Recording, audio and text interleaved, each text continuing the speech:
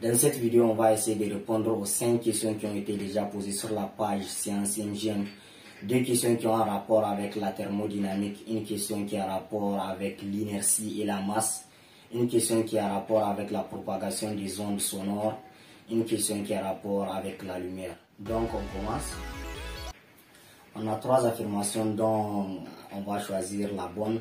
La première affirmation A, c'est la chaleur qui se dirige vers la fraîcheur. La deuxième affirmation, c'est la fraîcheur qui se dirige vers la chaleur. La troisième affirmation est elle se dirige simultanément l'une de l'autre.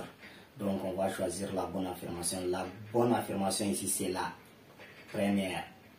Autrement dit, le transfert thermique se fait de la chaleur vers la fraîcheur. C'est-à-dire, c'est la chaleur qui est partagée tout le temps.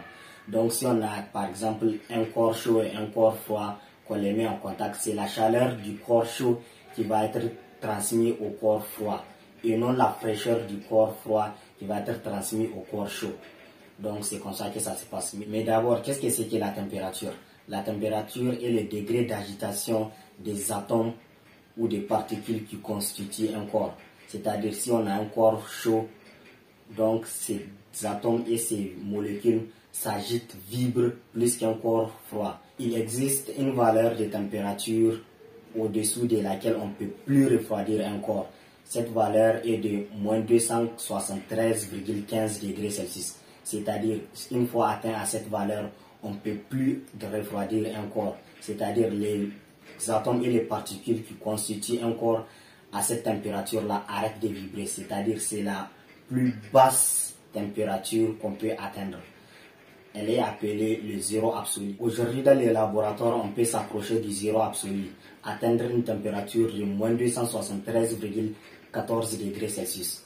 Mais la température du zéro absolu, c'est-à-dire la température au-dessous de laquelle on ne peut plus refroidir un corps, elle est de moins 273,15 degrés Celsius. Et cette température est appelée le zéro absolu. Pour ne pas s'éloigner de notre réponse, donc revenons à notre sujet. Si on a par exemple un corps chaud et un corps froid qui sont en contact, donc c'est la chaleur du corps chaud qui est transmise au corps froid. Donc qu'est-ce que cela veut dire à l'échelle microscopique? Cela veut dire à l'échelle microscopique que les degrés d'agitation du corps chaud est plus élevé que les degrés d'agitation des particules qui constituent le corps froid. Donc c'est le corps chaud, ces particules vont céder de l'énergie au corps froid lorsqu'ils sont en contact. Donc le corps froid va se réchauffer au-dessus de sa température et le corps chaud va se refroidir au-dessous de sa température. Donc c'est la chaleur qui est partagée, c'est la chaleur qui quitte le corps froid pour aller au corps chaud. Et à l'échelle microscopique, la température correspond au degré d'agitation des molécules ou bien des particules qui constituent un corps. Donc maintenant on passe à la deuxième question. Rien ne se perd, rien ne se crée, tout se transforme. A. Einstein. B. Lavoisier. La bonne réponse est B. Lavoisier. C'est Lavoisier qui a affirmé cette affirmation au XVIIIe siècle en disant rien ne se perd, rien ne se crée, tout se transforme. En faisant des expériences en chimie ou bien des expériences chimiques. Mais maintenant de nos jours, cette affirmation est considérée comme la première loi de la thermodynamique, c'est-à-dire que l'énergie se conserve. On ne peut pas consommer ou bien on ne peut pas produire de l'énergie à partir de rien. L'énergie est là dans l'univers, elle se conserve. On ne peut pas consommer ou faire disparaître l'énergie et on ne peut pas non plus produire de l'énergie à partir de rien. C'est ce que ça veut dire. Cette affirmation qu'on a considéré ça aujourd'hui comme la première loi de la thermodynamique. Prenons un exemple. Imaginez que vous lancez une bille verticalement vers le haut.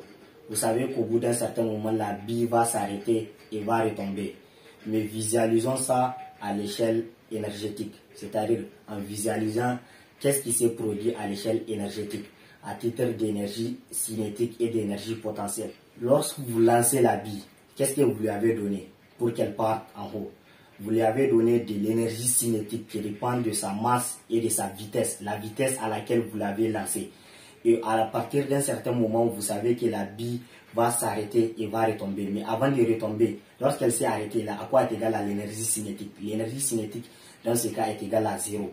Donc, c'est comme si on a perdu de l'énergie cinétique tout au long de notre trajectoire verticalement vers le haut. Donc, au moment où on perd de l'énergie, on gagne aussi une autre énergie qui est l'énergie potentielle qui dépend de la masse et de la hauteur. C'est-à-dire, lorsque l'énergie cinétique est perdue, on gagne aussi de l'énergie potentielle. C'est comme si, pour vous dire que l'énergie se conserve. Plus on perd de l'énergie cinétique, plus on gagne aussi de l'énergie potentielle qui dépend de l'altitude. Donc, au moment où on a l'énergie cinétique est égale à 0, on aura l'énergie potentielle qui est maximale. Donc, une fois la bille arrêtée en haut, c'est l'énergie potentielle qui va être transmise encore à l'énergie cinétique et qui va faire retomber la bille. Donc, c'est pour vous dire que l'énergie se conserve. Lavoisier, en disant rien ne se perd, rien ne se crée, il a aussi affirmé que l'énergie se conserve dans l'univers. On ne peut pas produire ou consommer de l'énergie. On ne peut pas produire, bien sûr, à partir du rien. Même dans les barrages, on ne fait que transformer l'énergie potentielle de l'eau en énergie électrique. Mais on ne peut pas créer de l'énergie à partir du rien. C'est ce que ça veut dire la première loi de la thermodynamique. Et la seconde loi, vous le savez, c'est l'entropie. On dit que l'entropie de l'univers ne cesse d'augmenter. Et l'entropie, c'est la mesure du désordre entre guillemets. La troisième question est: l'inertie dépend de la masse. C'est une affirmation. Vous allez dire si elle est vraie ou fausse. La bonne réponse ici c'est A. Elle est vraie. Cette affirmation elle est vraie. Donc l'inertie dépend de la masse. Mais qu'est-ce que c'est que l'inertie? Déjà, la masse c'est la quantité de matière contenue dans un objet. Et la masse est loin d'être le poids. Déjà, les gens confondent entre la masse et le poids. C'est deux grandeurs différentes. Entre le poids, c'est la force d'attraction qu'exerce un astre sur un objet, et la masse, c'est la quantité de matière contenue dans un objet. Donc, c'est différent. La masse et le poids, c'est différent. Mais ici, dans notre affirmation, on dit que l'inertie dépend de la masse. De dire si elle est vraie ou fausse, cette affirmation. Donc, ici, cette affirmation, elle est vraie. L'inertie dépend de la masse. Mais qu'est-ce que c'est que l'inertie? L'inertie, c'est la résistance naturelle qu'un corps a pour ne pas le modifier de son état de repos ou de mouvement. Imaginez que vous essayez de faire déplacer une voiture qui est au repos, une voiture pour la garer, et que vous essayez vous seul de la faire déplacer. Vous savez que c'est difficile, n'est-ce pas, voire même impossible.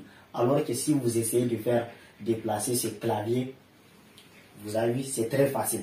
Donc, l'inertie dépend de la masse, parce que ce clavier possède une quantité de matière moins élevée que la voiture. La voiture a une grande masse, tandis que ce clavier n'a pas la même masse que la voiture. Donc, plus un corps a une grande masse, plus il est difficile de le faire modifier de son état d'origine, du repos ou du mouvement.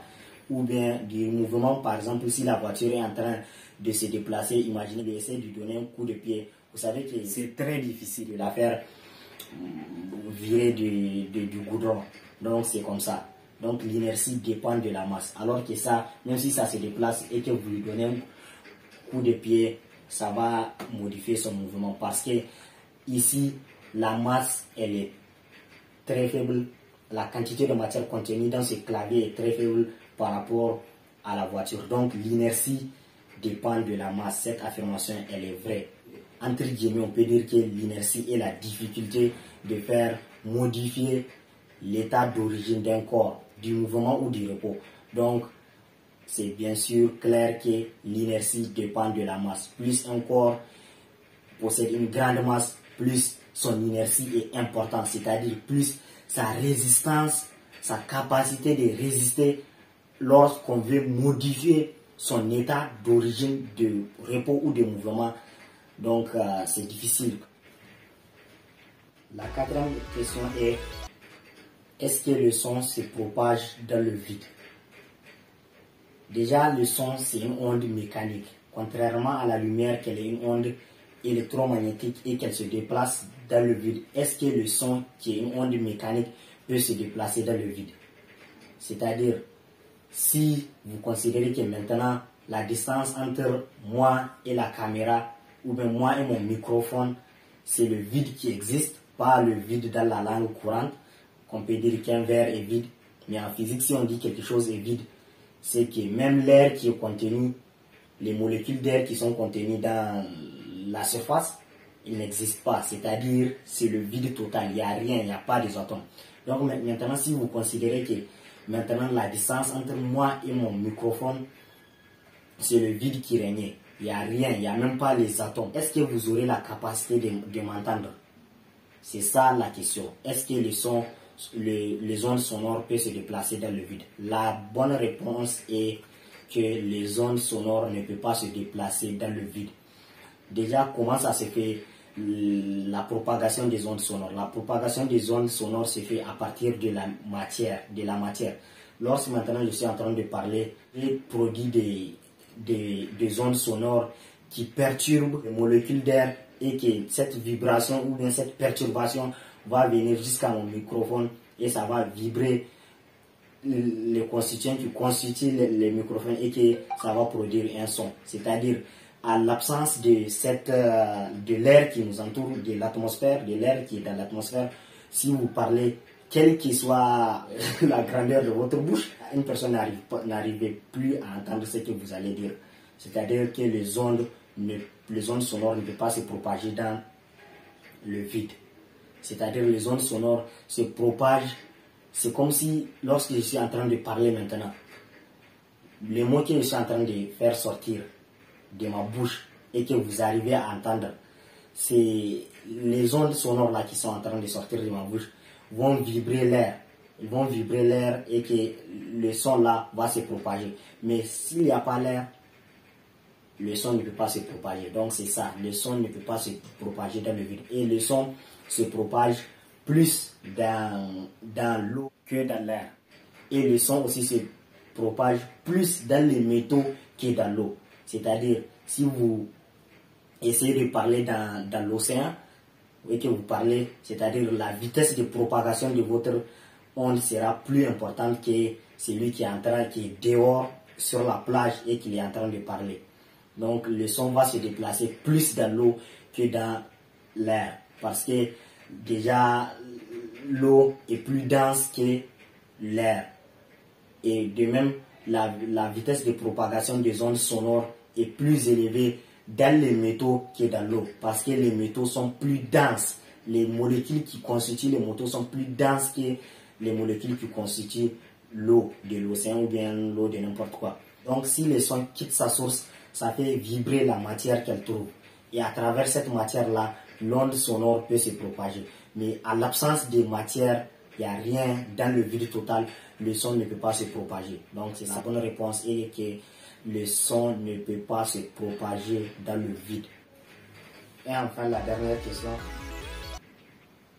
Quelle est la particule sans masse? A, électron, B, photon. La bonne réponse est B. C'est le photon qui n'a pas de masse. Et le photon, c'est un grain de la lumière. Si on peut le dire, bien sûr. C'est un grain de la lumière. C'est la particule qui constitue la lumière. C'est ça qu'on appelle le photon. Et cette particule-là n'a pas de masse. Et l'électron, la masse de l'électron est 1,67 10 puissance 27. 1 kg. C'est ça la masse de l'électron. L'électron a une masse tandis que le photon n'a pas de masse. Le photon, c'est la particule qui constitue la lumière.